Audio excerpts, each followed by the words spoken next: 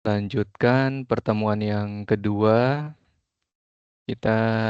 Di pertemuan kedua ini pokok bahasannya adalah tentang pangkat, kemudian akar, dan nanti ada logaritma, banjar, dan deret.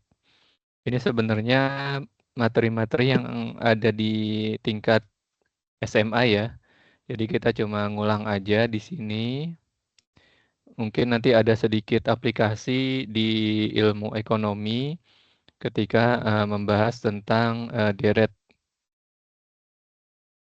Saya share dulu bahannya.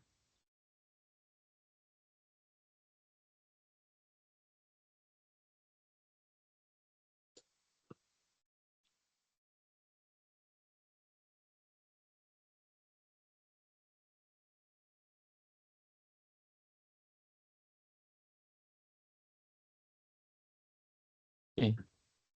Nah, yang pertama ini mengingatkan kembali tentang perpangkatan. Notasi umumnya, kalau di matematika itu seringkali kita gunakan simbol atau notasi. Di notasi umumnya adalah A pangkat N. A ini kita sebut dengan basis, kemudian N-nya kita sebut sebagai pangkat. Di sini ada 6 kaidah perpangkatan. Berikut contoh soalnya.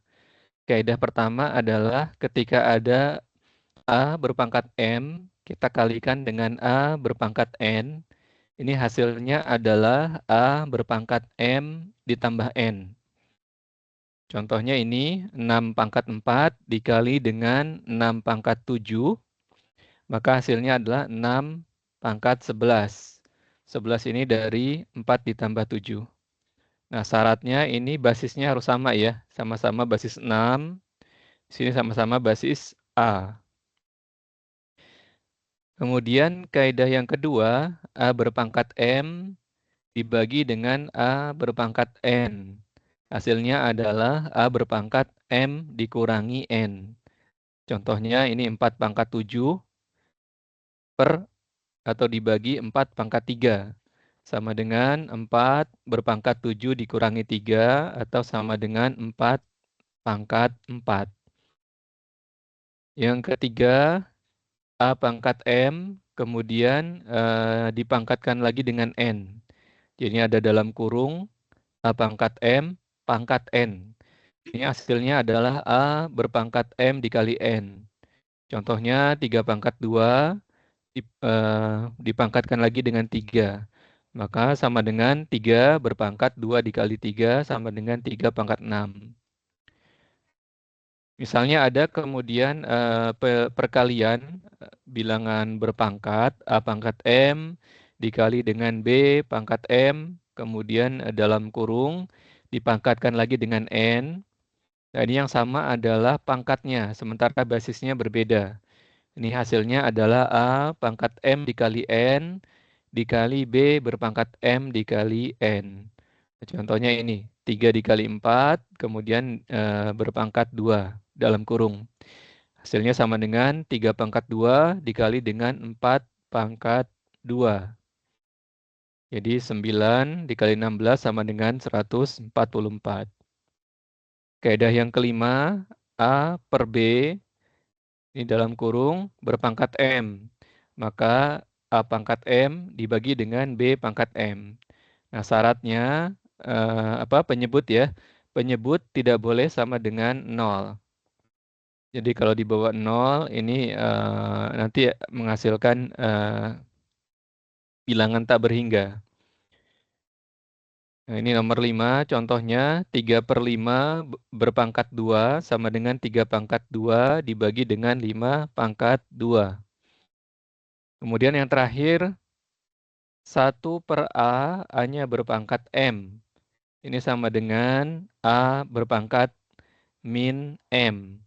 Nah, ini contohnya. 1 per 3 pangkat 2 itu sama dengan 3 pangkat min 2.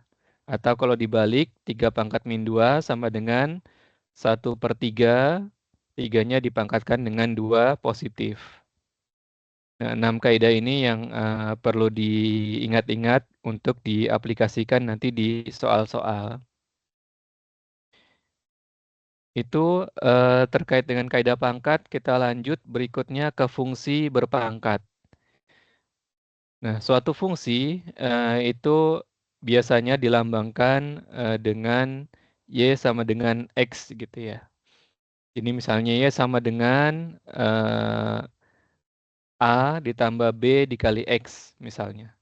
Nah, di sini kita menggunakan fungsi berpangkat, yaitu suatu fungsi yang variabelnya berpangkat suatu konstan. Ini notasinya Y sama dengan X pangkat A. Nah, Y ini nanti disebut dengan variabel dependent atau variabel yang hasilnya tergantung pada nilai dari variabel lain. X disebut dengan variabel independen karena dia nilai dari X itu tidak tergantung variabel lainnya, yaitu variabel Y. Nah, pangkat A-nya ini disebut dengan konstan. Biasanya ketika A sama dengan konstan, ini adalah bilangan bulat tertentu gitu ya. Bisa 1, bisa 2, 3, dan seterusnya. Kemudian selain fungsi berpangkat, ada fungsi eksponensial. Jadi fungsi yang mempunyai konstan berpangkat variabel. Notasinya Y sama dengan A berpangkat X. Jadi variabelnya ada di pangkat. Sedangkan yang di kiri variabelnya adalah basisnya ya. Kalau ini variabelnya di pangkatnya. X ini adalah variabel dependennya, kemudian A inilah suatu konstanta dengan syarat A-nya adalah bilangan bulat yang positif atau lebih dari 0.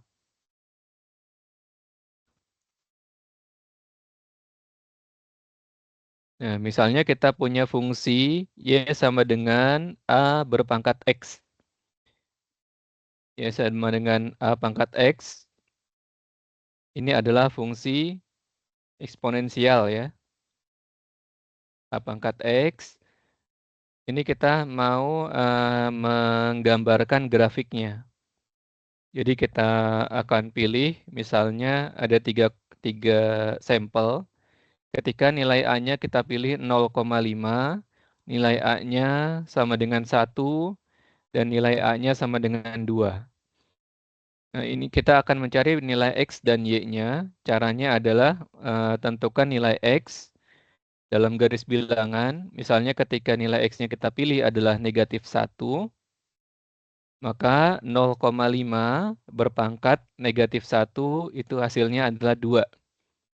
Tadi ingat 0,5 pangkat min 1 itu sama dengan 1 per 0,5. 1 per 0,5 nilainya adalah 2. Jadi ketika X sama dengan min 1, Y-nya adalah 2.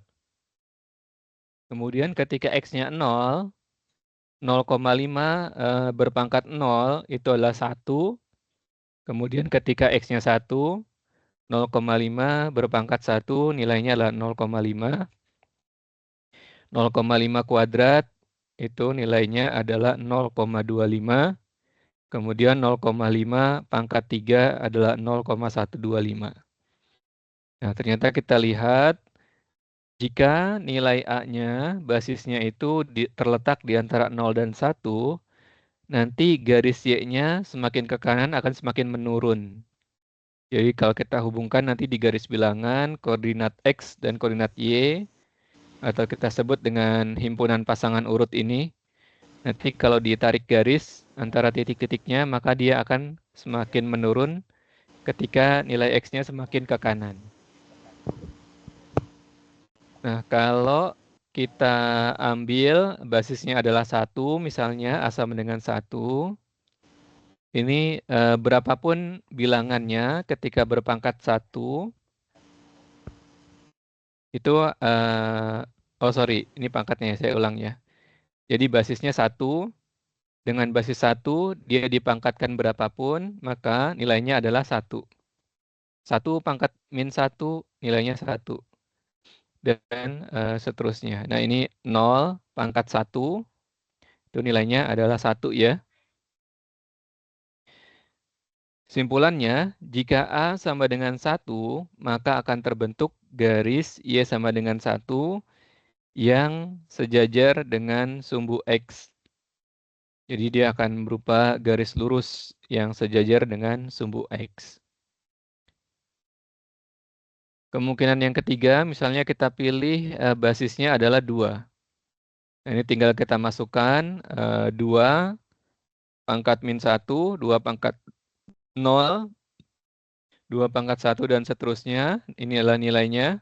Ingat 2 pangkat min 1 itu sama dengan 1/2 pangkat 1, maka nilainya adalah setengah dan seterusnya. Jadi ini disimpulkan ketika A-nya lebih dari 1, maka akan terbentuk garis Y yang semakin ke kanan akan semakin naik. Nah, kurang lebih seperti ini ilustrasinya. Kita ke kiri dulu. Ini adalah ilustrasi ketika basisnya terletak di antara 0 dan 1. Jadi misalnya ini ada basis 0,4, 0,6, 0,9. Jadi semakin ke kanan nilai X-nya semakin besar, dia akan semakin menurun grafiknya. Kemudian yang di kanan ini, nilai A-nya itu lebih dari 1, lebih dari 0, sorry. Jadi di sini misalnya kita ambil A-nya sama dengan 2, kemudian di sini A sama dengan 10, dan A sama dengan C. Ini C mungkin suatu konstanta ya. Nah, ternyata semakin ke kanan, dia nilainya akan semakin menaik, seperti penjelasan di slide sebelumnya.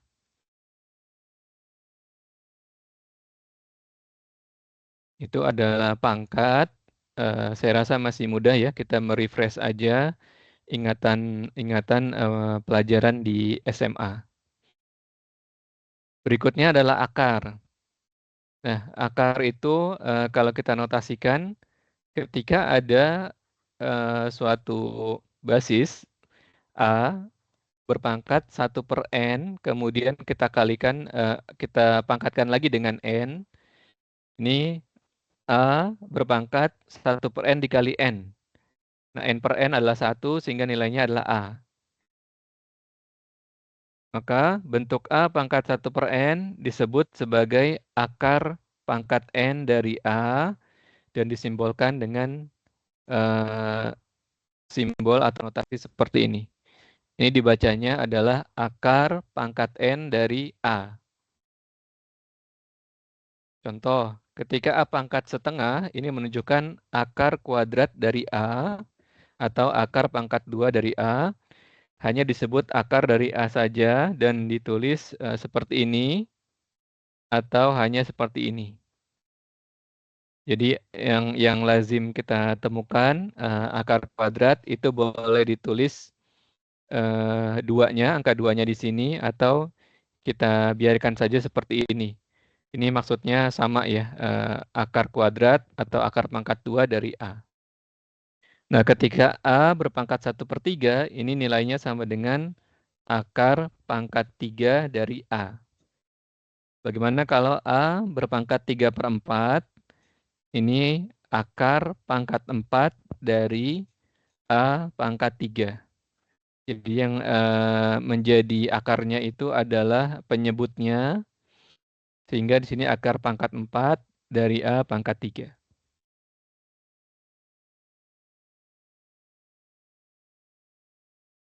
Ini kaidah-kaidah akar. Tadi kita udah bahas kaidah perpangkatan, kemudian sekarang kaidah pengakaran. Nah, ini kita baca akar pangkat M dari A pangkat N, sama dengan A pangkat N per M.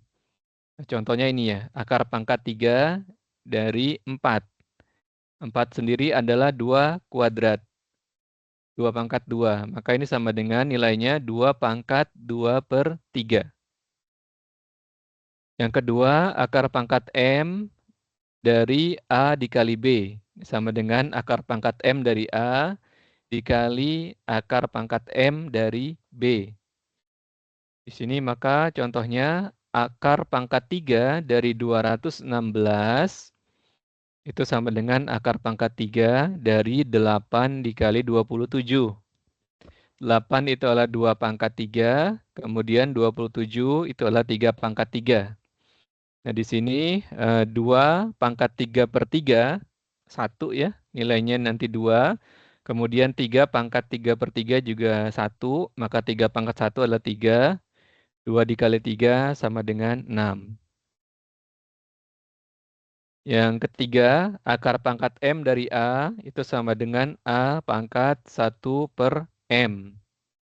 Maka akar pangkat 4 dari 16 itu adalah 16 berpangkat 1/4 atau 2 pangkat 4 berpangkat 1/4. 2 pangkat 4/4 adalah 2. Atau boleh langsung di dalam tanda akarnya 2 pangkat 4, 2 pangkat 4/4 sama dengan 2. Nah, berikutnya akar pangkat M dari akar pangkat N dari A. Ini sama dengan akar pangkat M dikali N dari A. Contohnya ini akar pangkat 3 dari akar pangkat 2 dari 2 pangkat 6. 2 pangkat, maka di sini 3 kali 2-nya adalah 6. Akar pangkat 6 dari 2 pangkat 6. Yaitu 2 pangkat 6/6 sama dengan 2. Yang terakhir, ada akar pangkat M dari A per B. Ini sama dengan akar pangkat M dari A dibagi akar pangkat M dari B. Nah, contohnya akar kuadrat dari 36 dibagi 9. Sama dengan akar kuadrat 36 dan akar kuadrat 9. Ini hasilnya 6 dan 3 ya, sama dengan 2. Oke, itu pangkat dan akar. Nah, sekarang latihan dulu.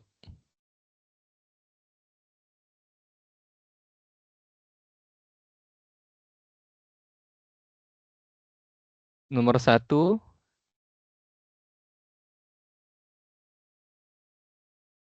Berapa jawabannya? 4 pangkat min 6. 4. 4. Ya, 4 saja ya jawabannya. Jadi 4 apa namanya? Pangkat 3 ditambah negatif 2. Hasilnya 4 pangkat 1 atau 4. Nomor 2. Nomor 3, sorry.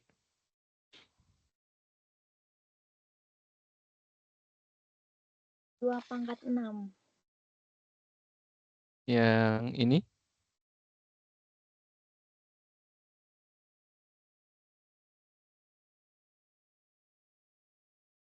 Empat Y kuadrat.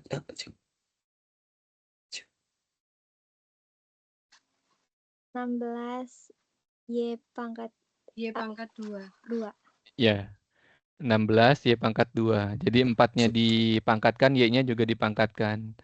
Nah, karena Y-nya kan dia konstanta ya, jadi tetap ditulis. Jadi 16 dikali Y kuadrat. Kemudian yang nomor 5.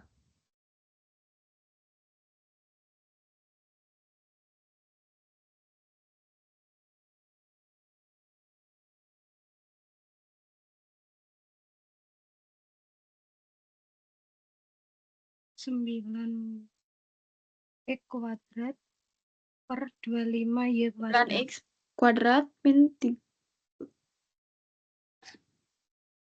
Ya, tadi ya 9 X kuadrat per 25 Y kuadrat. Oke. Yang nomor 7.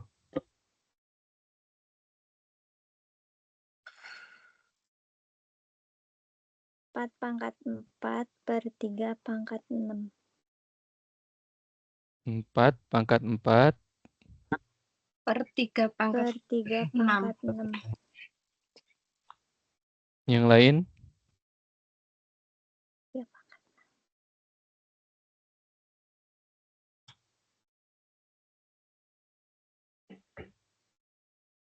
4 pangkat 4-nya udah betul. 3 pangkat 6-nya yang salah. 3 pangkat 5. Belum benar. Tadi 4 pangkat 4-nya udah betul ya. Yang tiganya nih, tiganya pangkat berapa? 6.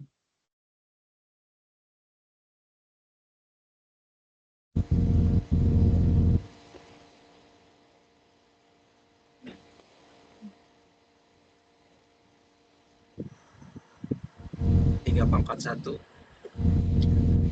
Masih belum betul.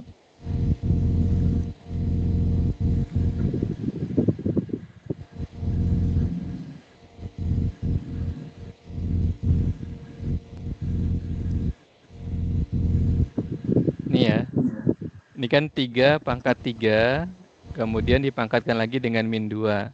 Berarti 3 pangkat 3 dikali min 2. Atau 3 pangkat min 6. Nah, kemudian di bawahnya kan 1/4 pangkat 2 sama dengan 4 pangkat min 2. Min 2 dikali min 2 positif 4. Jadi yang benar adalah 4 pangkat 4 dibagi 3 pangkat 6. Atau 3 pangkat min 6 dikalikan dengan 4 pangkat 4.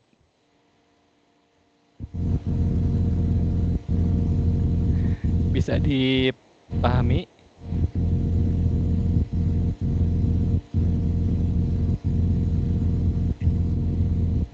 Ada yang masih bingung? Masih bingung, Pak. Agak ngeblank, Pak.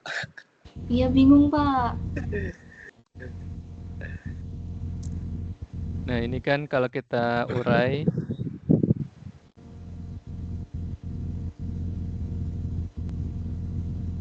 ini berarti kan copy aja ya.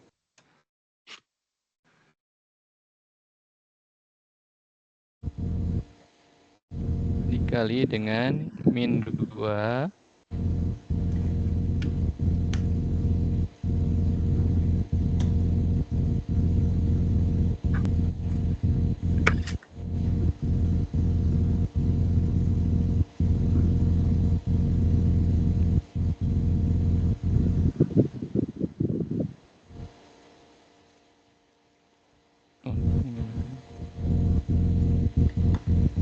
sini 4-nya ya.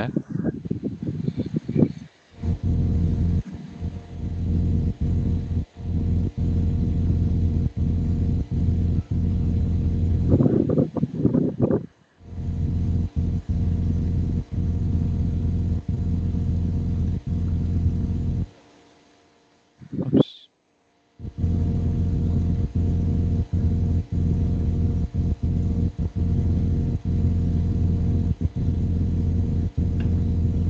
Empat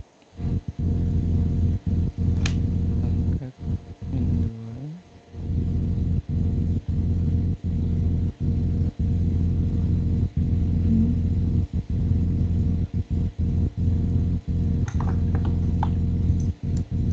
Bentar, ini simbolnya yang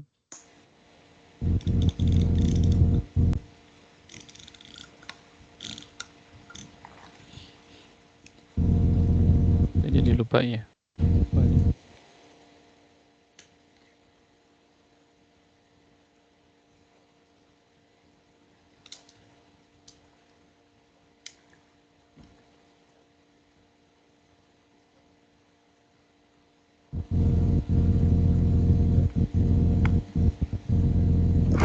Nah, ini.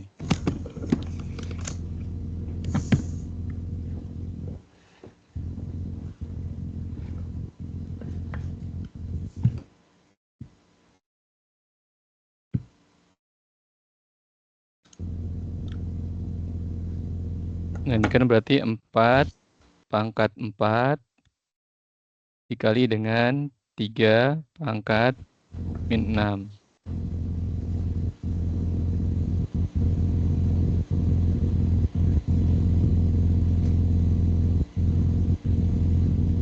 Oh, sama-sama subscribe ya. Saya normal dulu. Yang ini normal. Yang ini normal.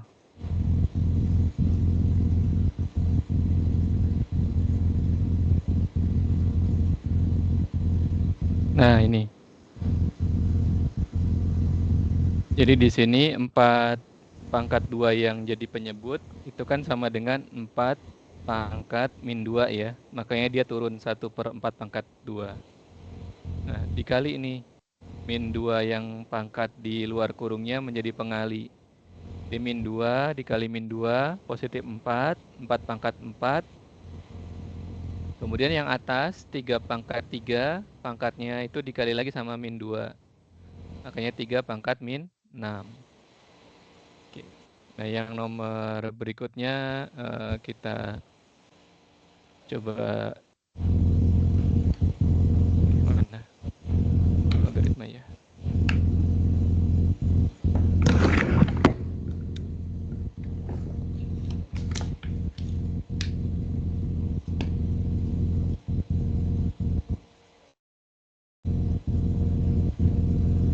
Nah, ini berikutnya.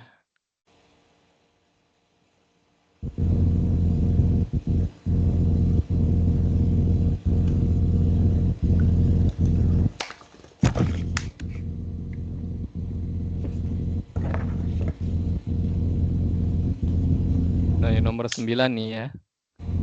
Nomor 9, perhatikan. Ini pengecohnya adalah pangkat negatif. Jadi di atas 2-nya itu kita pangkatkan dengan negatif 2. Jadi 2 pangkat negatif 2. Kemudian X-nya dipangkatkan dengan negatif 2 juga. X pangkat min 2. Di sini Z-nya min 2 dikali min 2 adalah positif 4. Jadi di atas itu 2 pangkat min 2 dikali X pangkat min 2 dikali dengan Z pangkat positif 4. Nah, bawahnya itu 3 pangkat min 2, kemudian Y pangkat min 2, Z-nya min 3 dikali min 2 adalah positif ya, positif 6. Nah, 2 pangkat min 2 itu adalah 1/4. X pangkat min 2 itu adalah 1/X kuadrat. Z pangkat 4-nya tetap. Kemudian yang jadi penyebut 3 pangkat min 2 itulah 1/9. Y pangkat min 2 itulah 1/Y kuadrat. Dan Z pangkat 6-nya tetap. Nah, ini tinggal kita selesaikan seperti cara waktu SD ya. 1/4 dibagi dengan 1/9 itu adalah 1/4 dikali 9/1. Di sini 9/4. Kemudian 1/X kuadrat dibagi dengan 1/Y kuadrat adalah Y kuadrat per X kuadrat. Nah, kemudian di sini ada basis yang sama, yaitu basisnya adalah Z. Z pangkat 4 dibagi Z pangkat 6 itu adalah Z pangkat 4 min 6. Hasilnya Z pangkat min 2. Z pangkat min 2 bisa ditulis dengan 1/Z pangkat 2. Jadi ini hasil akhirnya. Oke, sampai sini dulu. Ada pertanyaan?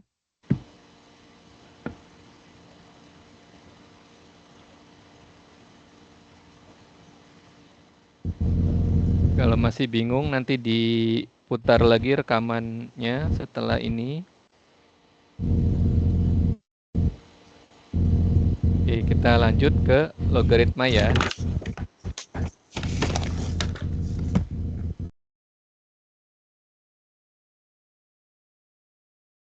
Biasanya kalau di SMA kan akar pangkat 1 bab sendiri, logaritma 1 bab sendiri. Ini kita gabung ya. Nanti ada 1 bab lagi terkait apa tadi? Deret bilangan. Nah, logaritma itu kita mulai dari filosofi awalnya. Tadi kita udah belajar bilangan berpangkat ya, fungsi eksponensial. Jadi misalnya ada suatu fungsi Y sama dengan A pangkat N. Nah, ketika A-nya basisnya itu bernilai positif atau lebih dari 0 dan A sama dengan 1. Nah, maka N atau pangkatnya ini merupakan logaritma dari Y dengan basis A. Kita tulis pangkatnya tadi N sama dengan basisnya adalah A, kemudian logaritma dari Y. Misalnya ketika Y-nya itu adalah 100, 100 sama dengan 10 pangkat 2 ya. Berarti 2 sama dengan 10 log 100. Itu. Y sama dengan tadi A pangkat N, maka N sama dengan A logaritma Y.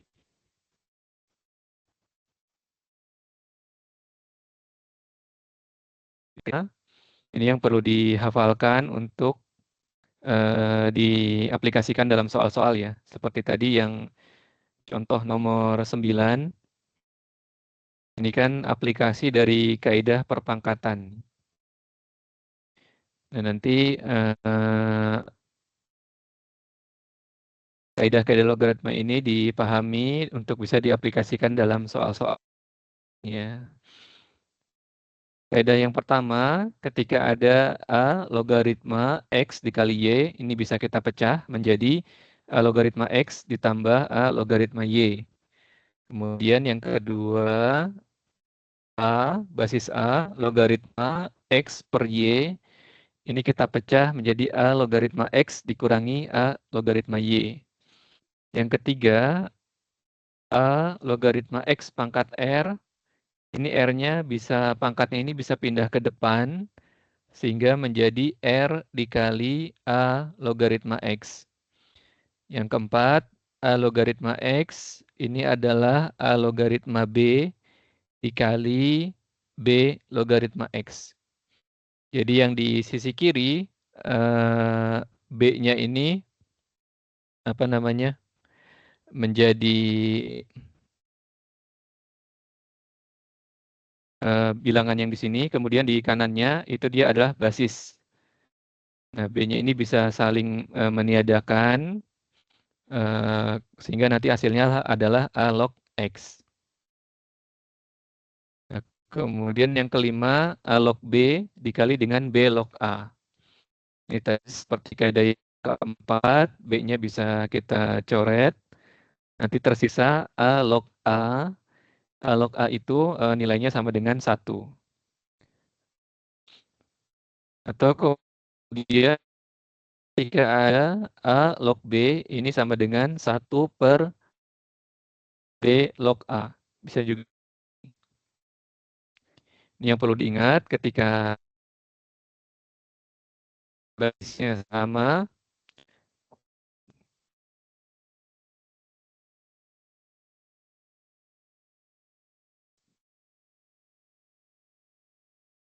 dengan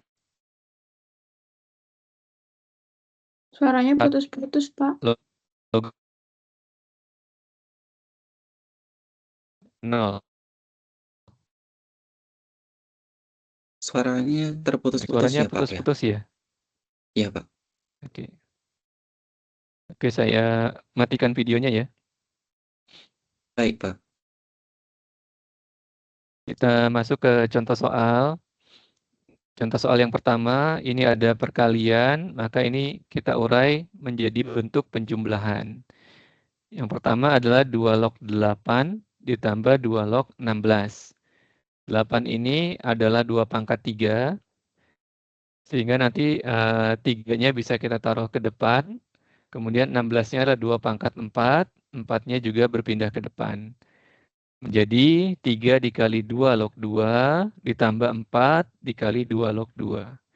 2 log 2 adalah 1, sehingga hasil akhirnya adalah 3 ditambah 4 sama dengan 7.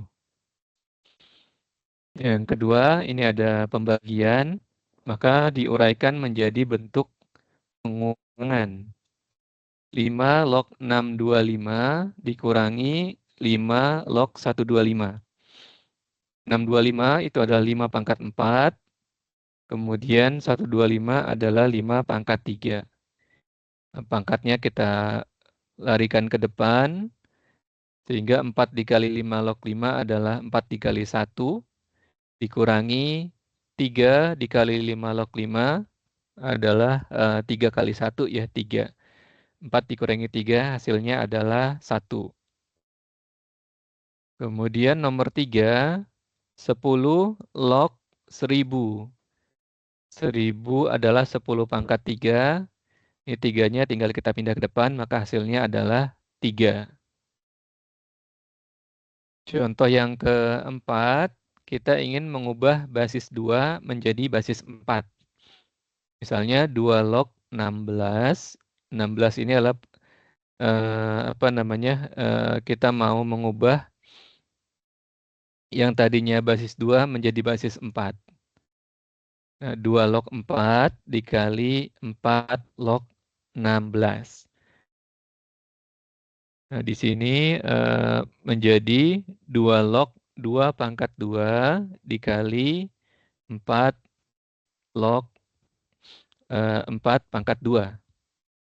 Nah, hasilnya adalah 2 dikali 2 sama dengan 4. Atau bisa kita langsung saja sebenarnya menjadi 2 log 2 pangkat 4. Sehingga 4-nya bisa langsung ke depan, hasilnya adalah 4. 6 log 6 sama dengan 1. Tadi kaidahnya ketika ada A log A, nilainya sama dengan 1. Nah, ketika di sini adalah 1, berapapun basisnya, nilainya adalah 0 ya. 8 log 1, nilainya sama dengan 0. Nah, teman-teman di sebelah kanan, ini ada pengayaan. Ini terkait dengan istilah aja ya, penyebutan. Jadi logaritma per 10 itu kita sebut istilahnya sebagai logaritma Brick. Adalah logaritma yang mempunyai basis angka 10. Bisa ditulis 10 log X atau bisa ditulis dengan log X saja. Ini yang umum disebut sebagai logaritma Brick. Nah, kemudian nanti ada logaritma alam atau logaritma Napier. Ini adalah logaritma yang mempunyai basis bilangan Euler. Notasinya adalah E kecil ya. Notasi basis Euler. E sendiri atau Euler ini, konstanta Euler ini nilainya adalah 2,7182818. Logaritma alam sering disebut dengan notasi ln ya, ln x. Ini basisnya adalah Euler. Jadi di sini bisa ditulis E ln x. Nah, itu pengayaan saja. Terus kita masuk ke contoh.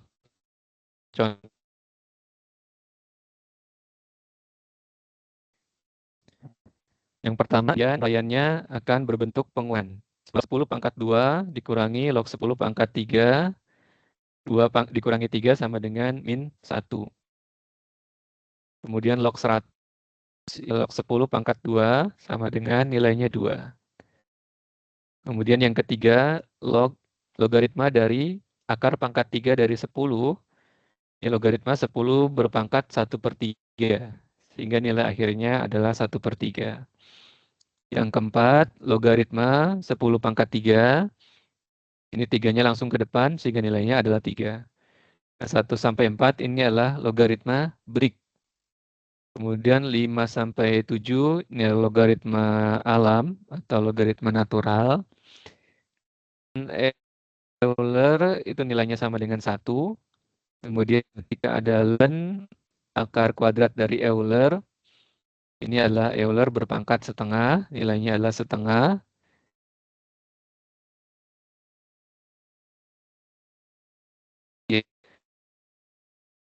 Ketika ini 1, ln sama dengan 1 ya, nilainya sama dengan 0.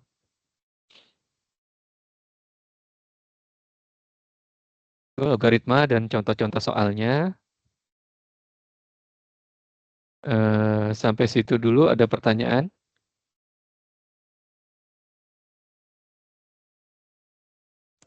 Ada yang ditanyakan, Pak. Soal Silakan. contoh yang di atas. Yang Atau ini? yang tadi itu. Nah, kalau misalkan yang contoh nomor 6 kalau misalkan kita masukkan angka misalkan 3 atau dalam hal artian ada angkanya, itu akan seperti apa? Makasih. Yang nomor 6 ini? Yang Atau tadi kemana? setengah, yang di bawah. Yang ini? Ya, yang L. Jadi misalnya ln E pangkat setengah dikali 6 gitu ya?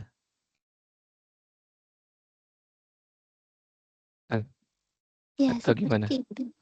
Ya, misalkan ditambahin angka gitu di dalamnya, ada kontribusi angka, kan sedangkan di situ seperti ln jadi setengah hasilnya, sedangkan kalau misalkan ditambahin angka atau dikali 6 ataukah 3 akan seperti apa hasilnya? Apakah akan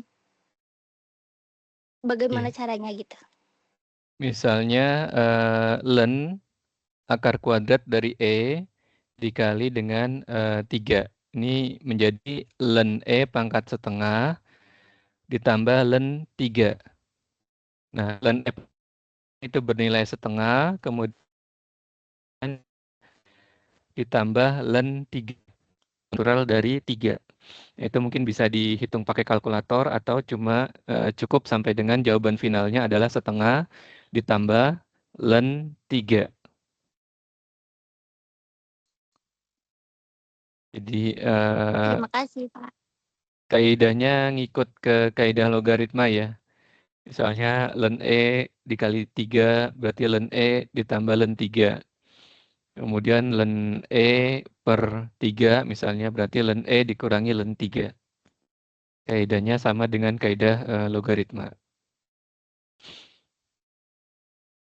Oke, makasih yang udah bertanya. Kita lanjut. Selanjutnya kita masuk ke Banjar. Kemudian nanti ada deret dan aplikasinya dalam persoalan ilmu ekonomi. Nah, Banjar adalah suatu fungsi yang wilayahnya merupakan himpunan bilangan alam, disimbolkan dengan AN. Kemudian setelah Banjar ada suku.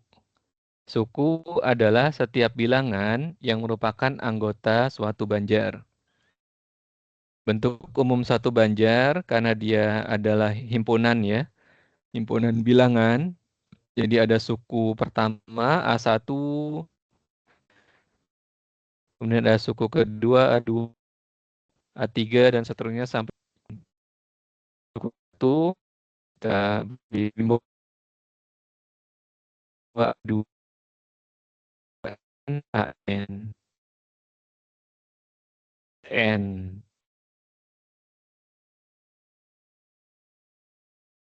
Banjar buat jagung isi antara dua suku berurutan itu. Jadi misalnya satu Banjar inotasinya AN tadi sampai AN. Ini kita sebut sebagai Banjar hitung ketika A2 dikurangi A1 itu nilainya sama dengan A3 dikurangi A2 sama juga dengan AN dikurangi AN disebut dengan beda atau selisih. Nah, misalnya kita punya himpunan bilangan 1, 2, 3, 4 dan seterusnya. Nah, ini selisihnya atau bedanya antar dua suku sama dengan 1 ya. Berarti nomor 1 ini kita sebut dengan Banjar hitung. Kemudian contoh yang kedua kita punya himpunan bilangan 5, 10, 15, 20 dan 5N. 5N ini polanya. Nah, selisihnya antar dua bilangan yaitu 5. Contoh yang ketiga, misalnya kita punya bilangan 10, 8, 6, 4, dan seterusnya dengan pola 12 dikurangi 2N. Ini selisihnya antar dua bilangan atau bedanya itu sebesar min 2.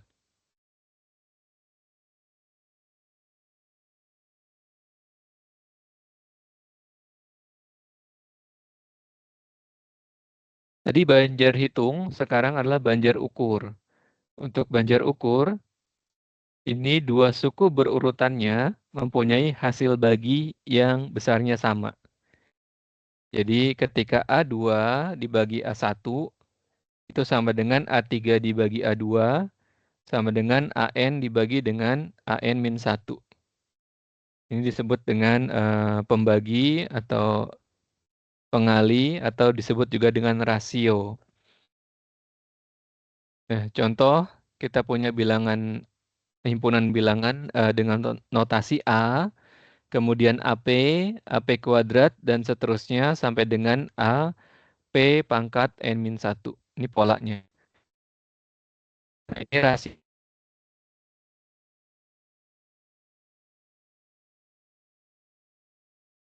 bagi dengan P dibagi kedua misalnya kita punya 5, 10, 20, 40 dan seterusnya dengan pola 5 dikali 2 pangkat N-1. Nah, ini pembaginya adalah 2. 10 bagi 5, 2, 20 bagi 10, 2, 40 dibagi 22.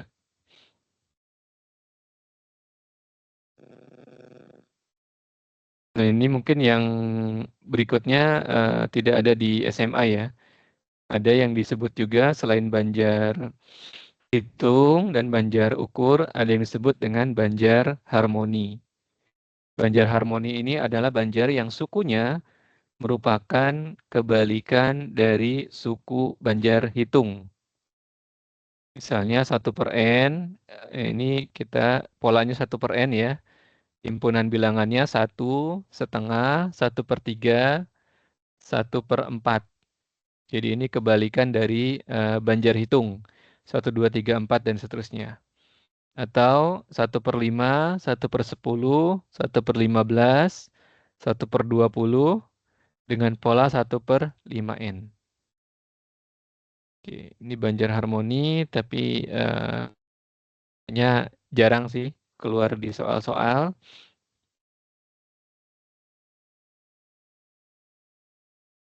Saatnya kita masuk mengenai ide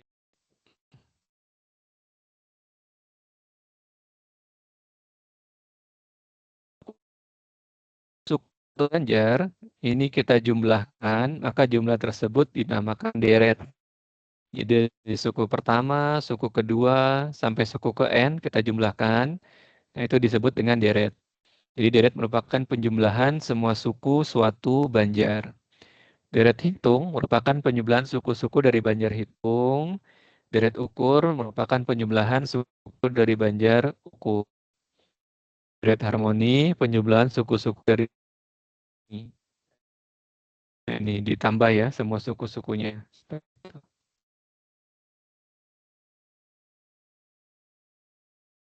Nah, ini catatannya. Belum ditemukan rumus untuk menjumlahkan deret harmoni. Maka selanjutnya deret harmoni tidak akan dibahas mata kuliah ini. Nah, notasi umumnya ketika kita menotasikan suatu deret, ini adalah JN. Di modul kita pakai JN ya notasinya. Sama dengan A1 ditambah A2 dan seterusnya sampai dengan ditambah A ke N. Untuk menyingkat cara penulisan, kita gunakan simbol sigma.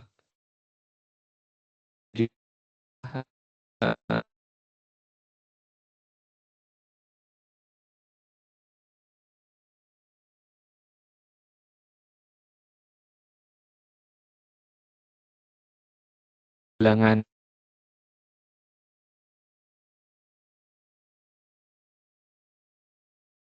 itu di mana I-nya sama dengan 1 sampai ke N.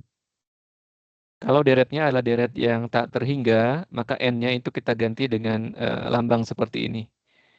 Ini merupakan notasi untuk melambangkan bilangan tak terhingga.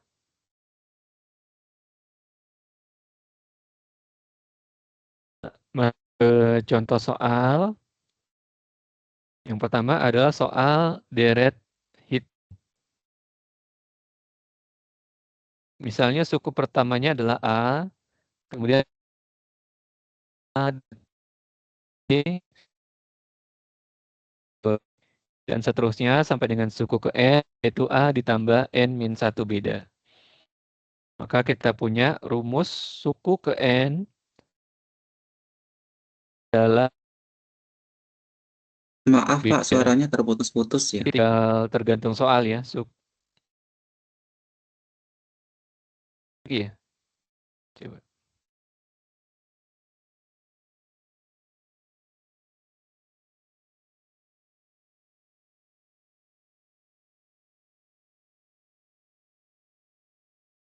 Tes.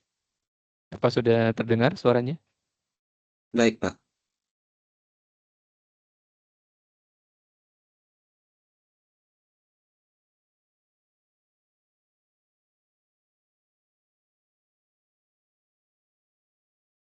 Oke.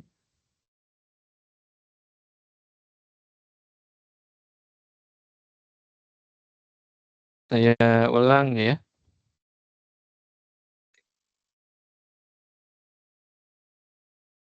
Jadi tadi sampai di sini rumus suku ke N. Itu Sn sama dengan A ditambah N-1 dikali beda. N-nya ini nanti tergantung pertanyaan di soal. Misalnya menanyakan suku ke 5, berarti A ditambah 5-1 dikali beda. Yang bawah inilah jumlah deret hitungnya. Notasinya Jn. Rumusnya ya sama dengan setengah N dikali A ditambah Sn. A ini adalah suku pertamanya, Sn ini adalah suku terakhirnya.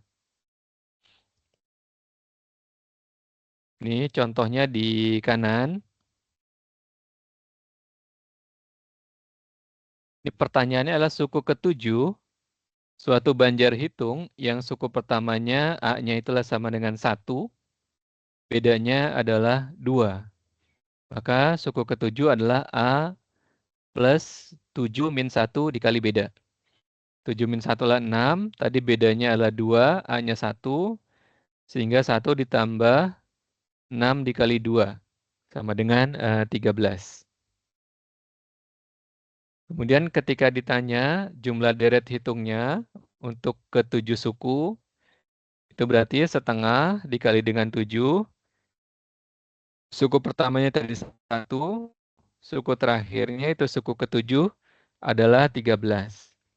Berarti setengah dikali 7 dikali dengan 14, sama dengan 49.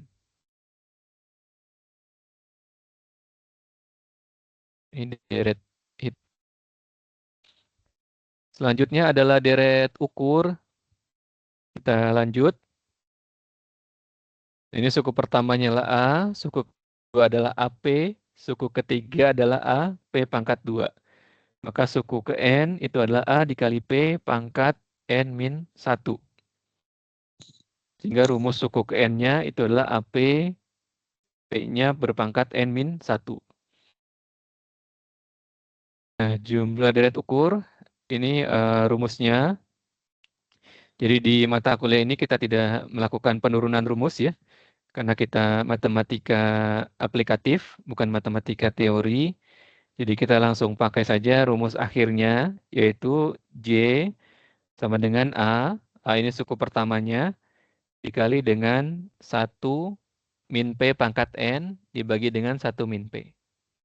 Atau sama dengan A dikurangi P dikali suku ke N, dibagi dengan 1 min P.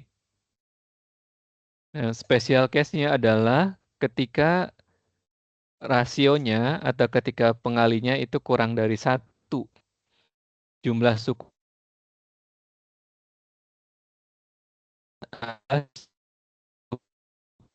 yang tak terhingga. Dan spesial ya rumusnya menjadi J sama dengan A per 1 min P. Nah, kita masuk ke contoh. Misalnya ada suatu banjar ukur suku sama pertanyaan pertama, berapa nilai suku kelima? Suku kelima berarti A dikali P pangkat 4. P2, 2 pangkat 4 adalah 16. Kemudian pertanyaan kedua, jumlah 5 sukunya. Jumlah 5 sukunya kita bisa gunakan yang pertama atau yang kedua. Misalnya kita mau pakai yang kedua ya, suku pertama dikali dengan perkalian antara rasio atau pengali dengan suku terakhir, yaitu 2 dikali 16. Di sini 1 min 32, 1 min P adalah 1 min 2, yaitu min 1. Jadi di sini min 31 dibagi min 1, karena atas bawahnya negatif, maka hasil baginya adalah positif, yaitu positif 31. Oke. Nah, ini penerapannya pada ilmu ekonomi. Untuk kasus-kasus di ilmu ekonomi yang kita pergunakan, ini beberapa adalah deret ukur ya, banjar ukur. Yang pertama adalah implementasinya ketika menghitung bunga pinjaman. Ketika suatu pihak meminjam pinjaman dari lembaga keuangan, maka dia akan diberikan pokok pinjaman. Kemudian dari pokok pinjaman itu nanti akan dikenakan bunga pinjaman, katakan besarnya adalah R% per tahun. Kemudian ada ketentuan lain, yaitu waktu pengembalian atau lama meminjam, misalnya sebesar T tahun. Nah, besarnya bunga yang harus dibayar itu kita simbolkan dengan I. I sebagai notasi dari interest atau bunga, sama dengan pokok dikali dengan besarnya suku bunga pinjaman dikali dengan masa pengembalian atau lama meminjam. I sama dengan P dikali R dikali T.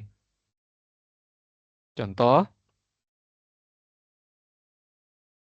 berapakah jumlah yang harus dikembalikan oleh seseorang yang meminjam uang sebanyak 2.500 pada tanggal 5 Juni 2017 dan dikembalikan pada tanggal 5 Februari 2018 dengan suku bunga sebesar 14%.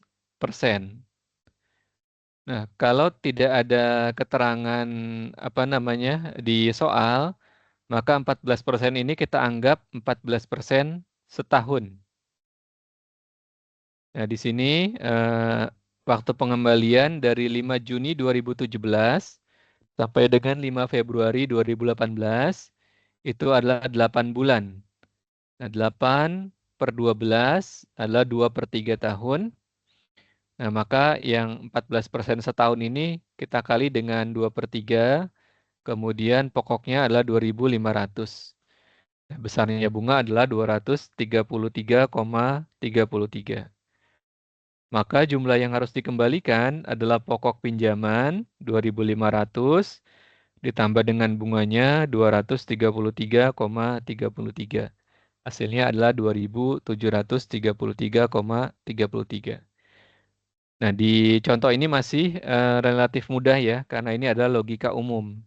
Ketika kita ada pinjaman yang berbasis konvensional, kemudian dikenakan bunga R%, maka besarnya bunga tinggal dikalikan antara pokok dengan rate-nya, kemudian dikalikan lagi dengan waktu pinjamannya.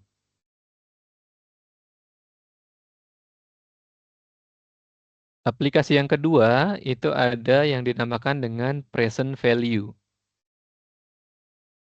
Present value itu adalah konsep nilai sejumlah uang yang saat ini dapat dibungakan untuk memperoleh jumlah yang lebih besar di masa mendatang.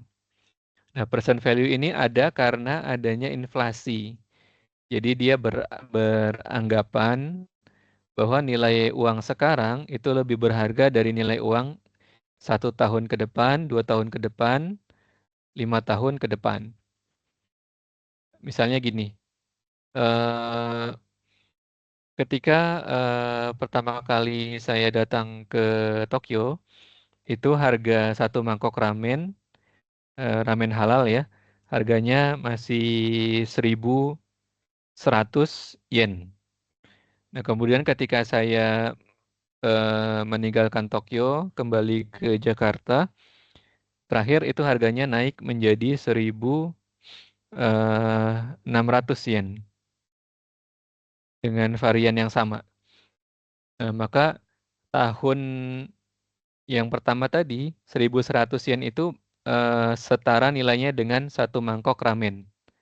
Tetapi 2 tahun kemudian 1.100 yen itu nilainya lebih kecil dari 1 mangkok ramen. Nah, itu konsep dari present value of money. Nah, kalau kita kemudian mau membuat simbol dan persamaan matematikanya, nilai uang yang akan datang itu kita sebut dengan future value. Kita lambangkan misalnya dengan A besar. Kemudian nilai uang sekarang, present value, kita simbolkan dengan P. Tingkat suku bunga, R%. Maka bunga yang dapat diperoleh dari P rupiah, tadi ini masih ikut ke rumus yang sebelumnya ya. Bunga besarnya bunga adalah pokok dikali rate dikali lamanya pengembalian. Ini yang awal, rumus yang awal.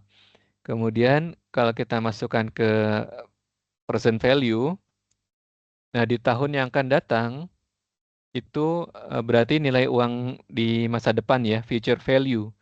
Future value itu akan bernilai setara dengan uang sekarang ditambah dengan bunga. Uang sekarangnya adalah P, present value, ditambah bunganya adalah P dikali R dikali T. Nah, di sisi kiri dan di sisi kanan sama-sama ada P. P-nya kita keluarkan, tertinggal di dalam kurung adalah 1 ditambah R dikali T. Maka present value-nya, ini kan dari persamaan awalnya, future value sama dengan present value dikali dengan 1 ditambah interest rate dikali dengan waktu, T. Karena kita ingin mencari nilai P, maka yang ada di dalam kurung ini kita pindah ruaskan ke kanan menjadi pembagi. P sama dengan A dibagi dengan 1 ditambah R dikali T. Ini adalah rumus present value. Nah, present value ini tadi ya, pertama dia menjelaskan konsep nilai uang.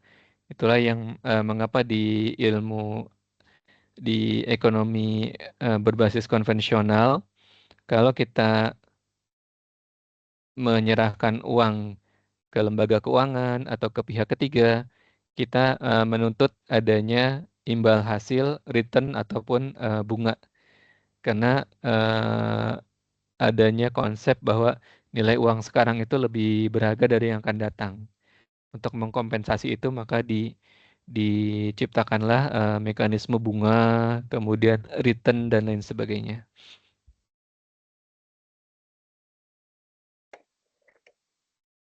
Kita masuk ke contoh soalnya. Contoh soal, setahun lagi, misalnya ada yang namanya Asbun ya. Setahun lagi Asbun akan menerima uang sebanyak 10.000. Berapakah nilai sekarang dari uang tersebut jika tingkat bunganya adalah 13% setahun? Ini lumayan tinggi ya, return 13% setahun. Dalam masalah ini, kita mengetahui beberapa data. Yang pertama adalah future value-nya atau A senilai 10.000. Kemudian tingkat bunganya R senilai 0,13. Dan waktunya T adalah 1 tahun. Nah, ini bisa kita langsung masukkan ke dalam rumus. Present value sama dengan 10.000 dibagi 1 ditambah R dikali T. Hasilnya adalah 8.849,56. Nah, ini bisa juga kita aplikasikan dalam investasi gitu ya. Misalnya, katakanlah setahun lagi kita perlu membayar uang sekolah anak, atau kita setahun lagi akan melangsungkan pernikahan dengan total biaya misalnya ini 10.000. Nah, saat ini supaya kita bisa mengumpulkan 10.000 dalam waktu setahun, di tahun ini kita minimal harus punya 8.849, dan ini harus diinvestasikan ke instrumen yang bisa memberikan imbal hasil 13%. Ini logikanya sama, bisa seperti itu. Jadi kita tahu dulu kebutuhan uangnya, tahun depan itu kita butuh berapa, terus kita sekarang punya berapa, nah itu kita investasikan di instrumen yang memberikan return berapa gitu. Jadi bisa dihitung dengan konsep present value ini. Nah, ini selanjutnya ya. Tadi contohnya adalah contoh yang sederhana ketika T-nya adalah 1 tahun. Bagaimana kalau T-nya lebih dari 1 tahun? Nah, ini nilai sekarang dari jumlah uang sebanyak future value pada T tahun mendatang, maka 1 plus R-nya itu kita pangkatkan dengan T. Misalnya ketika 2 tahun lagi, Andi akan menerima uang 10 juta, berapakah nilai sekarang uang tersebut jika tingkat bunganya 12% setahun? Nah, ini kita punya data future value-nya 10 juta, kemudian interest rate-nya 12%, T-nya tadi adalah 2 tahun. Maka 10 juta dibagi 1 plus 0,12, kita pangkatkan dengan 2. Hasilnya adalah 7.971.000 sekian. Oke, ini future value dan present value. Jadi tadi kalau T-nya lebih dari 1 tahun, T-nya ini akan menjadi pangkat ya. Nah, lanjut ke bagian F. Ini adalah bunga majemuk. Nah, bunga majemuk ini adalah salah satu soal favorit yang biasanya akan keluar di ujian akhir semester ya. Salah satu soalnya adalah soal bunga majemuk. Nah, konsep bunga majemuk ini adalah ketika bunga itu dikenakan tidak hanya pada pokok pinjaman, tapi bunganya ini dikenakan juga pada bunga yang dihasilkan dari pokok pinjaman. Atau kita sebut juga dengan bunga berbunga. Jadi misalnya kita punya pinjaman 10.000, bunganya 2%, maka 2% ini dikenakan pada pokok pinjaman 10.000. Jadi 10.000 dikali 2% itu adalah Rp200. Nah, Rp200 itu juga kena bunga lagi. 200 dikali 2% lagi. Nah, jadi misalnya ini ya. Pokok pinjamannya P, kemudian tingkat bunganya I. Bunga pada tahun pertama itu kita hitung pokok dikali I. Jadi bunga dan pokok pinjaman pada akhir tahun yang pertama itu adalah pokok, ditambah bunganya, bunganya itu adalah P kali I. Ini sama-sama punya P, P-nya dikeluarkan, di dalam kurung adalah 1 plus I. Nah, P dikali 1 plus I ini akan menjadi pokok pinjaman untuk tahun kedua. Bunga pada akhir tahun kedua dihitung cara P dikali 1 plus I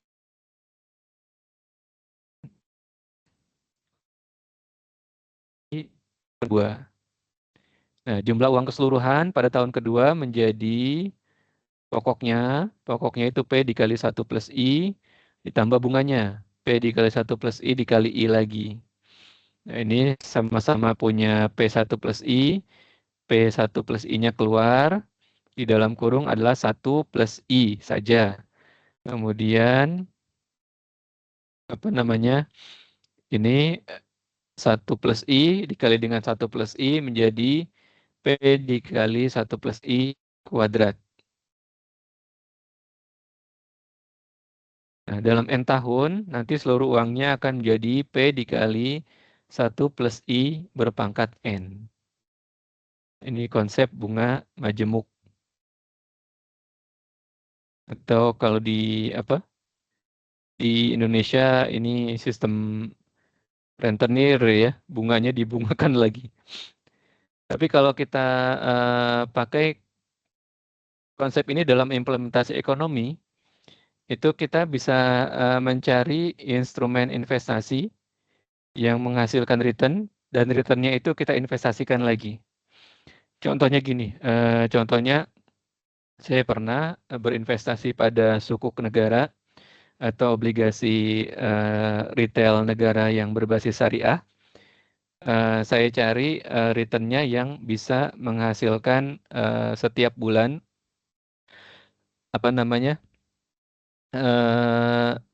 senilai minimal investasi di reksadana. Jadi minimal investasi di reksadana itu kan kalau dulu 100.000 ya. Kalau sekarang bisa ada yang 10.000 udah bisa invest di reksadana.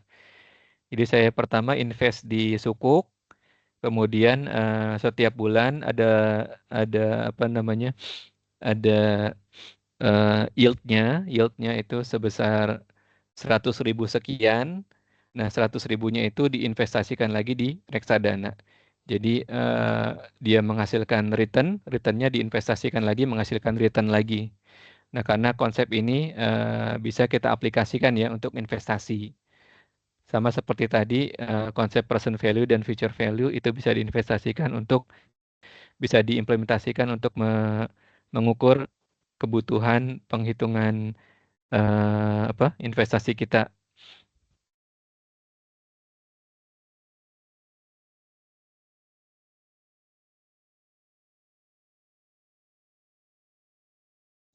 Nah, ini seperti saya bilang, penerapan konsep bunga majemuk ini nanti akan menjadi soal favorit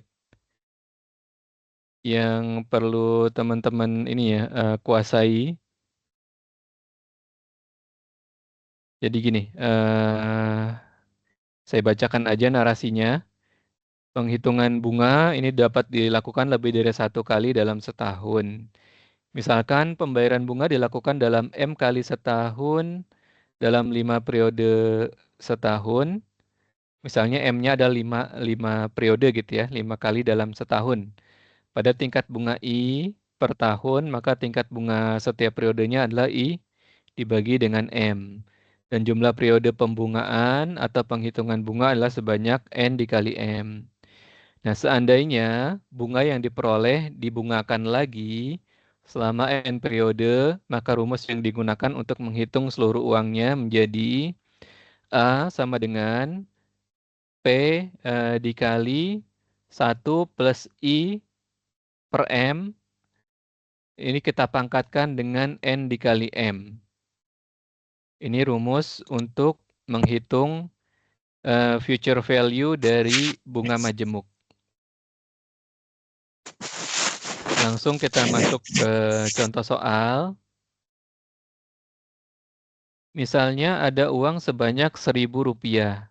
Ini akan dibungakan selama 6 tahun dengan bunga majemuk sebesar 5% per tahun dan diambil setahun sekali, maka berapakah jumlah uang tersebut setelah 6 tahun? Kita tulis dulu rumusnya supaya tidak lupa. Kemudian yang kita ketahui P-nya itu adalah 1.000. Kemudian I-nya ada 5% per tahun 0,05. M-nya itu periodenya ya setahun sekali. M-nya 1. Kemudian N dikali M adalah 6 dikali 1. Maka ini future value atau jumlah uang setelah 6 tahun menjadi 1.000 dikali dengan 1,05 pangkat 6. Hasilnya adalah 1.340,10. Nah, nanti yang akan menjadi kunci untuk menyelesaikan soal bunga majemuk itu ada pada M.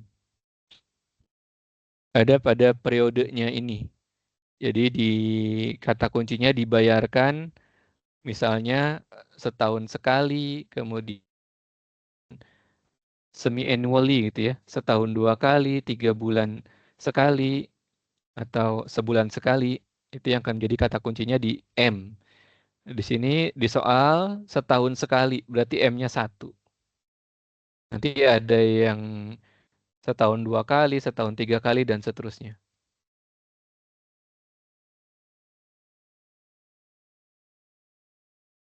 Oke, nah ini ada nih contoh soalnya ya. Contoh soal ini saya ambil dari modul. Nah, ini coba dikerjakan dulu dengan rumus bunga majemuk. Pak Ijo pada saat berumur 10 tahun, dia menyimpan uang di bank sebanyak Rp2.000. Jadi P-nya ya, P-nya adalah 2.000. Bunga majemuk sebesar 15%,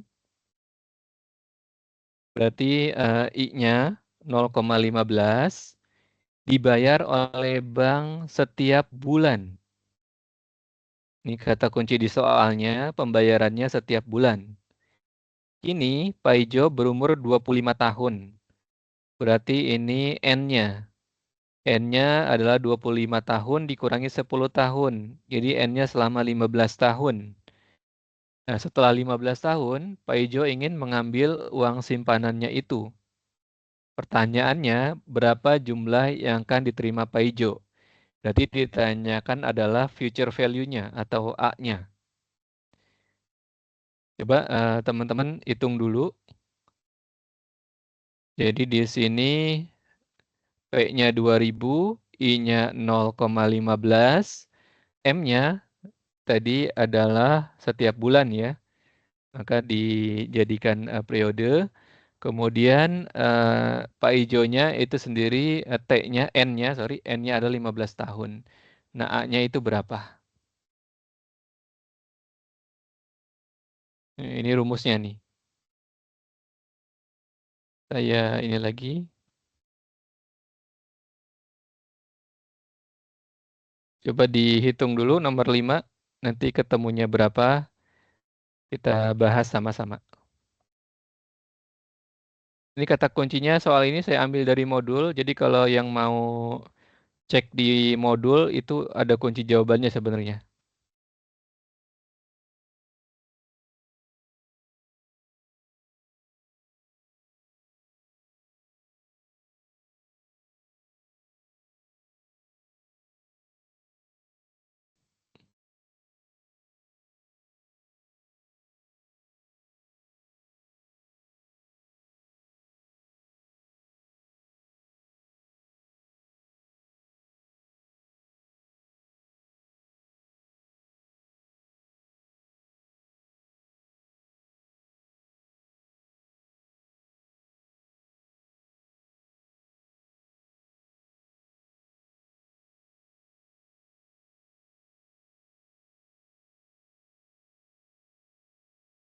Pakai kalkulator ya,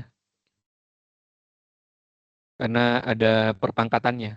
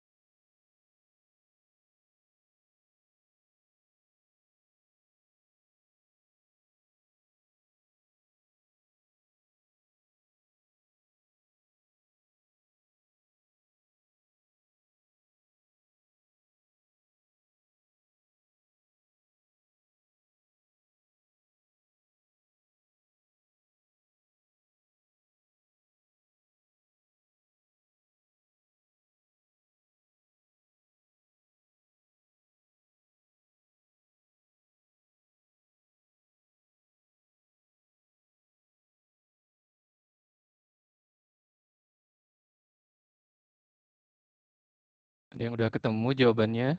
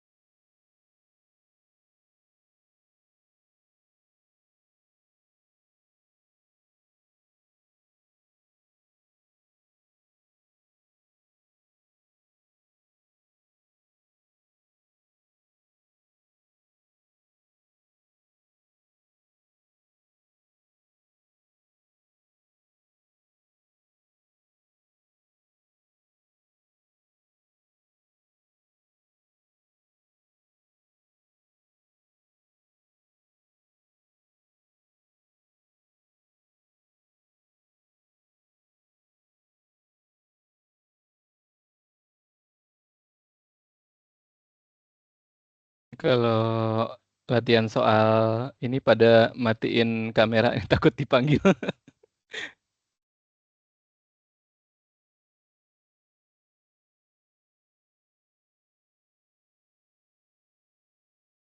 Nggak apa-apa, salah juga nggak apa-apa, Ketemunya biasa menjadi namanya.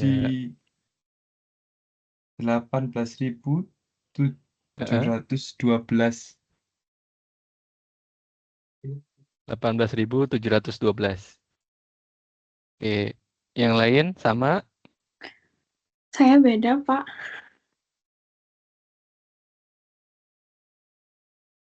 Berapa hasilnya?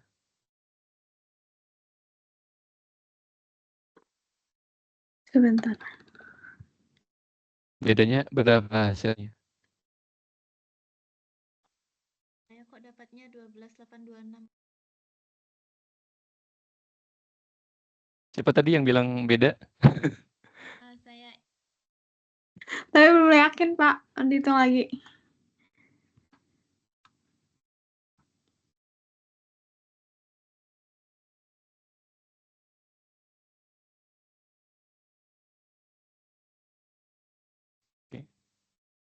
Yang penting harus ini sih, yang penting ngerti ininya, apa namanya,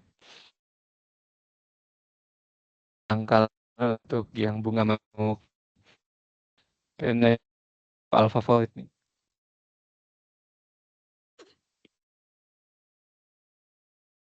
Punya saya beda, Pak. Ketemunya 16.274. 16.004 ya. 274. Saya beda, Pak. 16.851. 100. Oke. Yang lain? Ikut yang mana? Ikut 18. Udah kayak lebaran, mau ikut yang mana? Yang lain gimana? 16.274,12. 16.000 ya. Oke, 16.000 ada 3 orang, yang 18.000 1 orang. Saya juga 16.270. 16.000, oh bertambah lagi. Fraksi 16.000. Bertambah jumlah anggota koalisinya.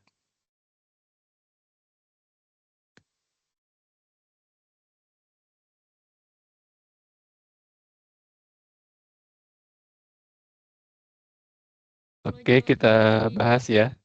Oh iya, boleh, Pak.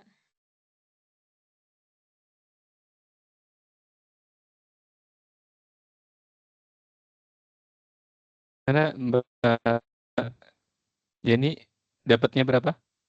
Saya dapatnya 12.000, tapi kalau yang di modul kok 16.274,12. Takut salahnya di mana? Oke. Ya, kita bahas ya.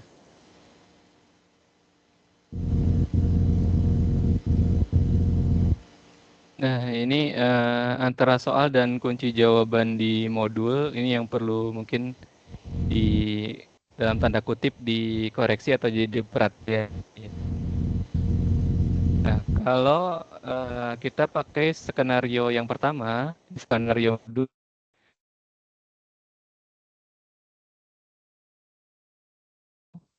yang dibayar 1 bulan sekali itu harusnya 1 tahun sekali.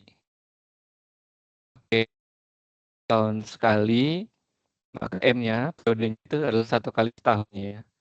Nah, ini kita masukkan rumus, P-nya adalah 2000, kemudian 1 ditambah I-nya 0,15, M-nya itu adalah 1, terus pangkatnya M kali N-nya 1 dikali 15. Nah, 2000 dikali 1,15 dipangkatkan 15. Nah, ini jawabannya adalah 16.274,12. Ini ngitung 1,15 pangkat 15-nya pakai kalkulator atau pakai Excel ya. Ini sama dengan kunci jawaban yang ada di modul. Ini sebenarnya skenarionya harusnya 1 tahun sekali. Tapi kita lihat tadi di narasi soalnya, itu kan narasi soalnya dibayar setiap bulan. Dibayar setiap bulan artinya 12 kali setahun.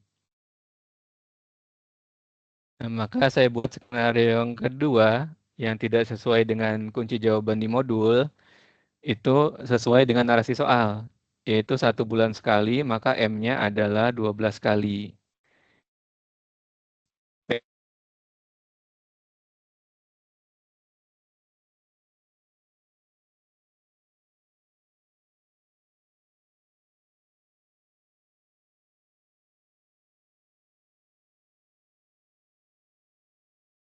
Di sini 1 ditambah 0,15 dibagi 12 adalah 1,0125.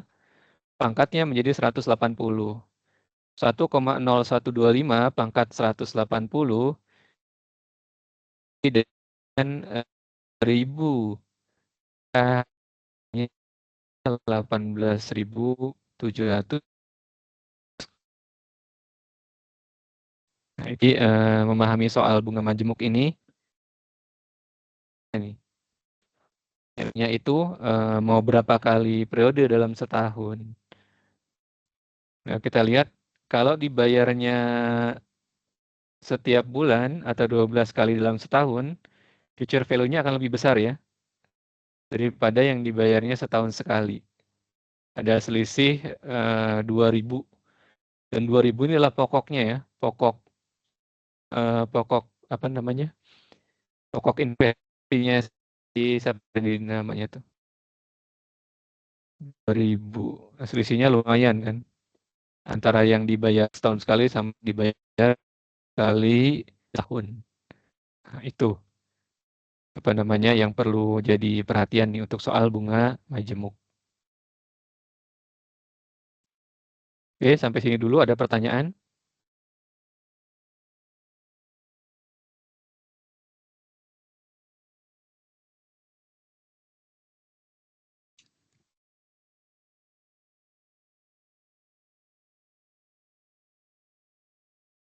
Biasanya di soal itu ada narasi kayak gini ya. Narasi dengan bunga majemuk. Oh, ini udah pasti soal bunga majemuk gitu. Atau dibayar berapa kali periode setahun. Ini juga pasti soal bunga majemuk. Beda sama yang tadi kan apa tuh? Cuma ini ya, future value present value tahun depan berapa ininya. Nah, kemudian tahun ini berapa nilai uangnya kalau tahun depan nerimanya sekian gitu.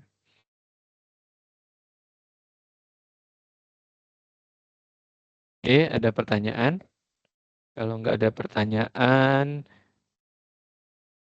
ini kata-kata motivasinya. Bisa dibaca sendiri, tidak perlu dibacakan.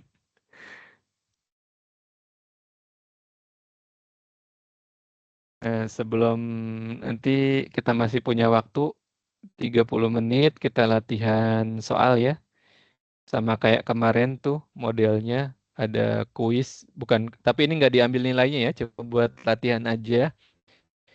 Ada 5 soal, saya kirim dulu ke kolom chat.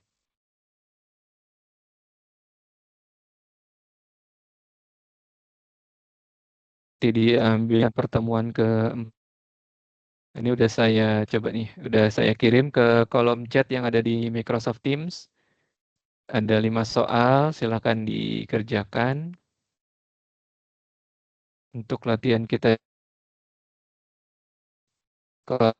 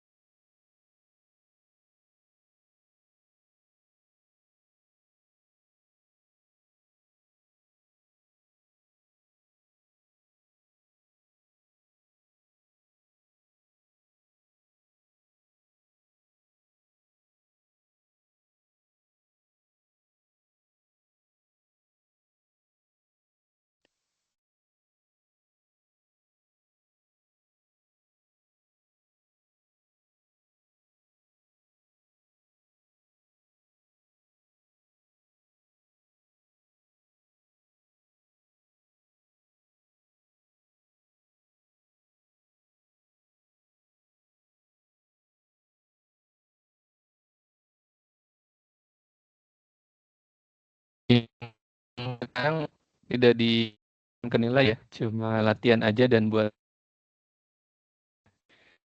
ada leaderboard yang lihat satunya siapa, dua dan seterusnya.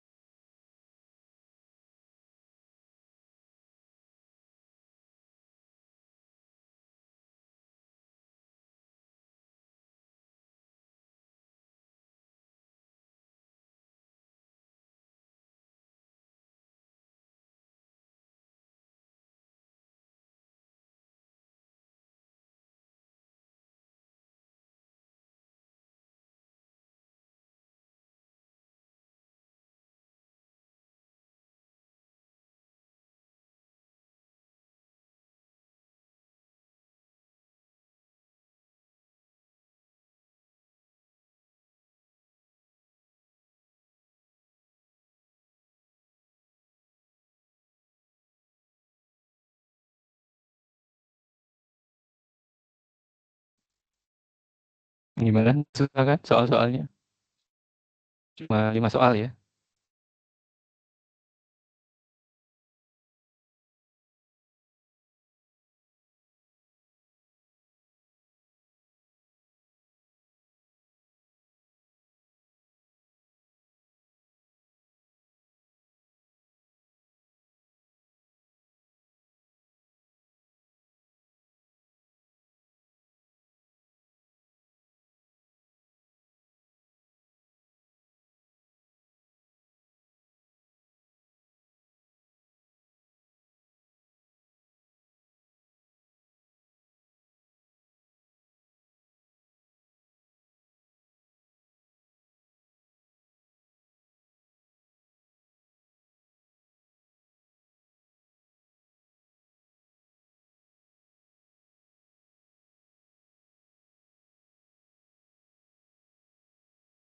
Ini leaderboard-nya yang pertama Rika Arum Utavia.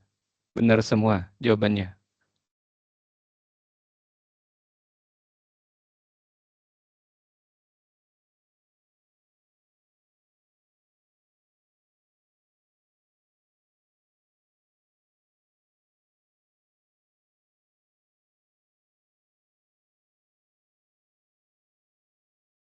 Kita refresh ya. Siapa tahu berubah.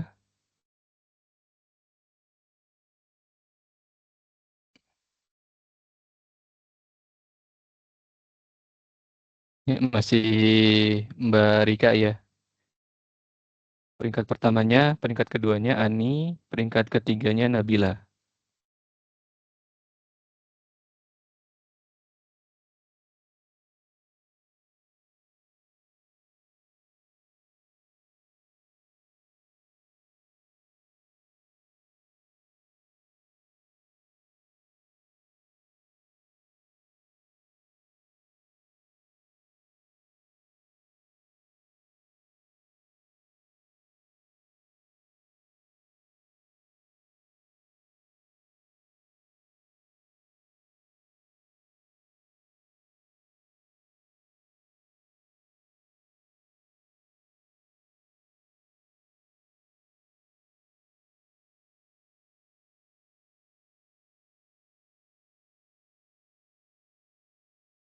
Ya, baru 7.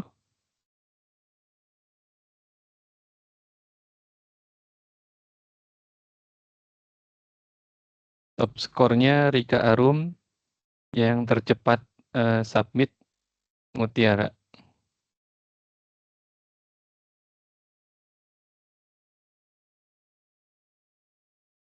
Ini kepencet apa gimana, Mbak Mutiara? 4 detik ya submitnya.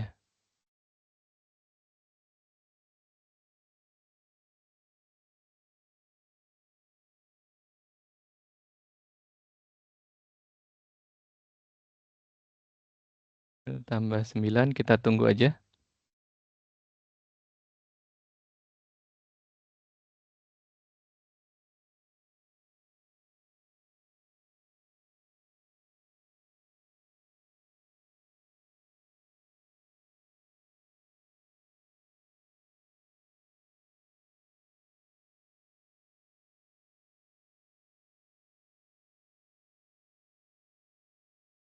Oh, Mbak Tiara 16 detik ya waktunya ya.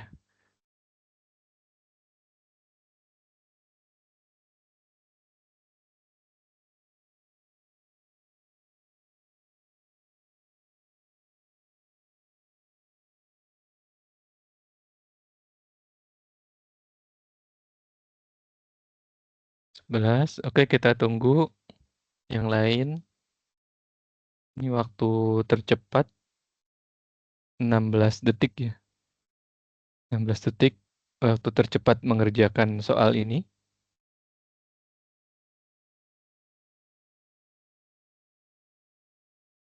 Oh, leaderboardnya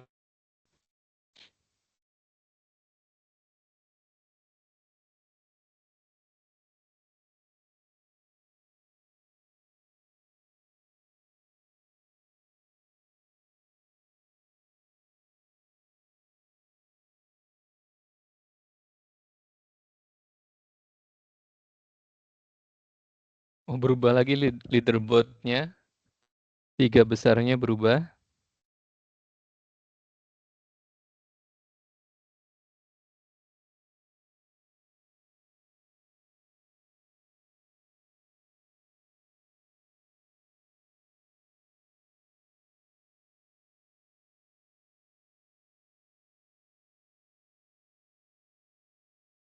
Kita tunggu 1 menit.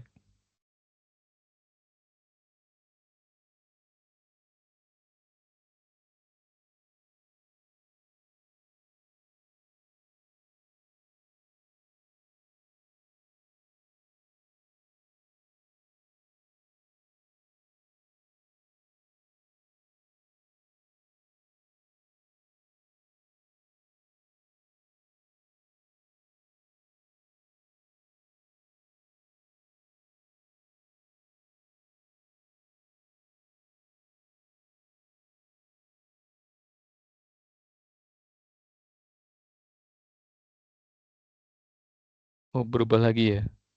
Leaderboard-nya ada yang baru masuk dan mengerjakan. Waktunya 17 detik ya. 5 soal.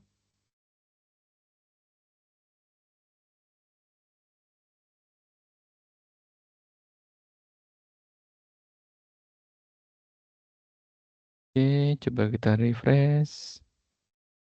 17. Nah, ini berdasarkan skor dan berdasarkan kecepatan waktu mengerjakan. Leaderboard-nya peringkat 1 Nabila Alia, peringkat 2 Vera Febriani, peringkat 3 Rika Arum. Perempuan semua ya. Ini 1, 2.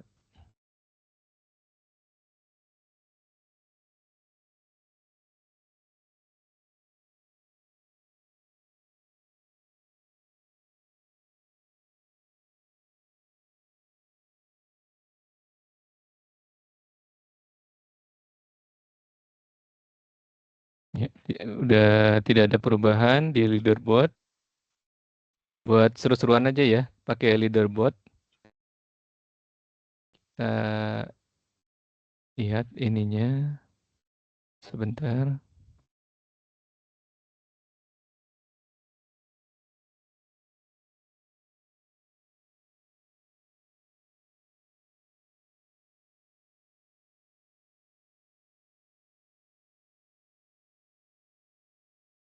Kita lihat sama-sama. Nah, ini soal pertama, setengah pangkat min 1. Setengah pangkat min 1 tadi udah dijelaskan, ini sama dengan 1/setengah. 1/setengah adalah 2 ya.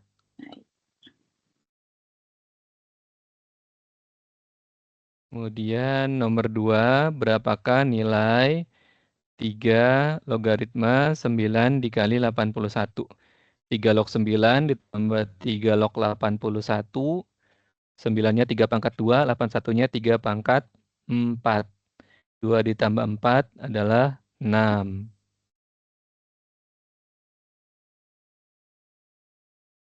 Kemudian suku ke-7, suatu banjar hitung. Suku pertamanya A adalah 3, bedanya adalah 5. Suku ke-7 berarti A ditambah 6 kali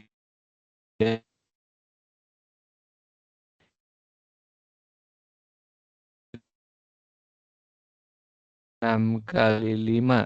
Jawabannya adalah 33. Berukur, suku pertamanya A adalah 1, rasio atau pengalinya adalah 3.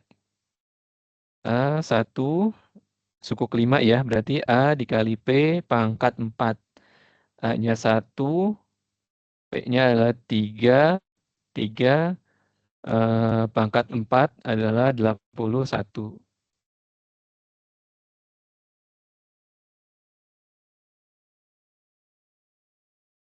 Apakah maksud dari bunga majemuk? A. Bunga dikenakan pada pokok pinjaman saja. B. Biaya bunga pinjaman yang beraneka macam. C. Bunga dikenakan pada pokok pinjaman dan juga pada bunga yang dihasilkan dari pokok pinjaman. D. Bunga dikenakan pada bunga dari pokok pinjaman. Yang C ya. Bunga majemuk itu dikenakan pada pokok pinjaman dan pada bunga yang dihasilkan dari pokok pinjaman. Oke, game complete. Tadi rekor tercepat ada yang 17 ini ya 17 detik atau berapa itu? Oh, ini karena saya sendiri. Skip. Oke. Ya, seperti itu teman-teman sekalian di PPT-nya. Udah ya.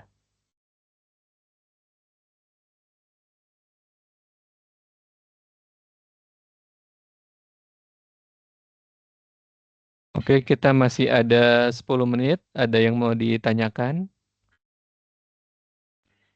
Kira-kira kecepatan nggak menjelaskan materinya? Apakah terlalu cepat atau gimana? Ada feedback?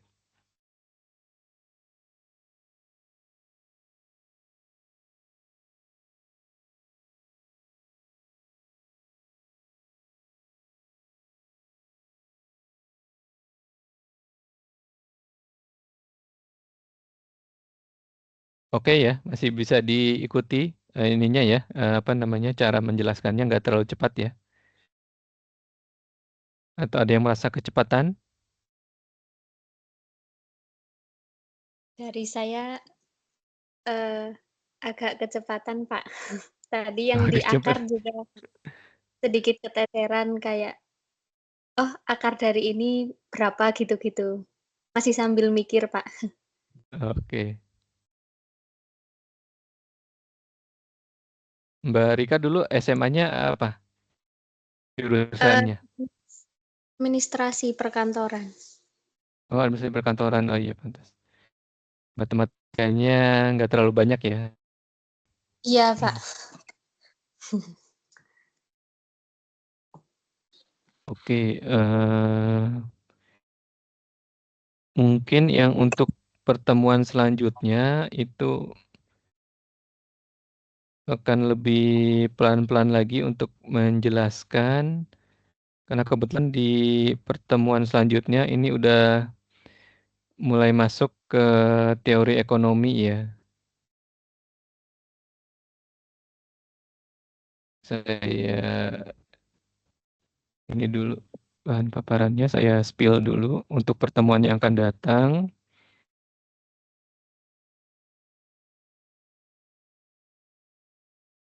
Pertemuan yang akan datang terkait dengan fungsi, bagaimana konsep fungsi, kemudian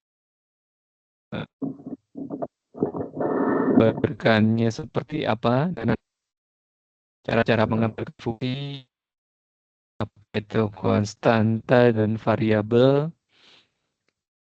Kemudian di kelas kita akan banyak baik contoh-contoh soal maupun tadi latihan bersama mengerjakan di kelas. Kemudian nanti ada fungsi linier, ada gradien, kemudian ada bentuk-bentuk garis. Nah, nanti kita di kadang insya Allah konsep-konsep ini, fungsi linier, kita juga akan coba sedikit langsung masuk ke ininya apa, bab. Jadi implementasi dari fungsi linier ke dalam konsep-konsep ekonomi. Nanti mungkin akan coba saya jelaskan dengan lebih perlahan ya.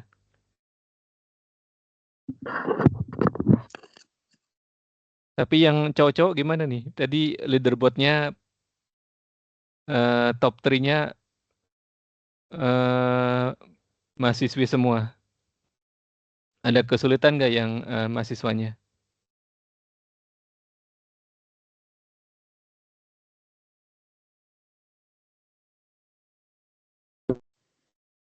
Masih ada Pak tadi untuk perkalian yang 1,0125 pangkat 180 itu berapa?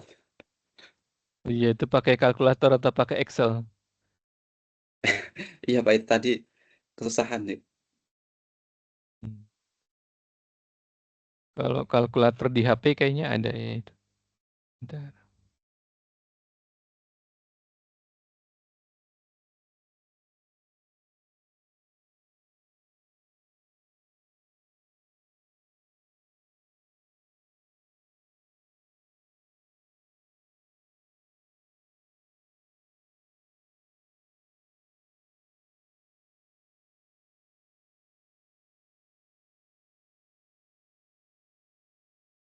Yang angkat Y. Jadi misalnya tadi 1, tuh. Anggap aja 01 ya, 125 pangkat 110. Nah ini kelihatan nggak ya? Nggak kelihatan. Jadi di situ ada X pangkat Y. Nah, itu yang dipencet untuk perhitungan perpangkatannya. Oh, baik Pak, mengerti Pak. Ada kok di HP-HP yang pasti kan HP-nya Ada Pak. canggih-canggih itu. Iya, ada X pangkat Y. Jadi 1,0125 terus X pangkat Y-nya X dipencet, kemudian masukin 180. 180. Iya. Baik. Terus hasilnya baru dikali dengan yang P-nya tadi, pokoknya. Iya. Baik Pak. Oke.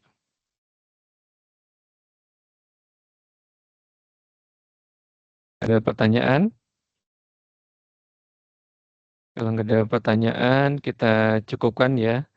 Terima kasih sekali yang sudah menyimak, mendengarkan materi dari awal sampai akhir. Juga yang sudah berpartisipasi nih, baik menjawab soal-soal, kemudian juga berdiskusi tadi bagaimana bunga majemuk dan seterusnya. Tetap semangat. Kita ketemu lagi insya Allah minggu depan. Kemudian yang belum menjawab diskusi si layar, saya tunggu sampai dengan nanti malam ya.